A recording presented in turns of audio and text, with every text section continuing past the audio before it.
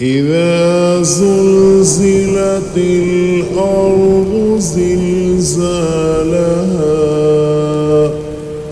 وأخرجت الأرض أثقالها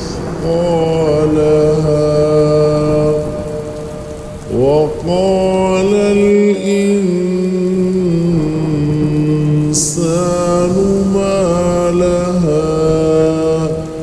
يومئذ تحدث أخبارها بأن ربك أوحى لها يومئذ يصدر الناس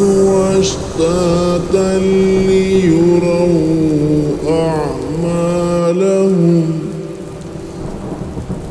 فمن يعمل مثقال ذرة خيرا يره ومن يعمل مثقال ذرة شرا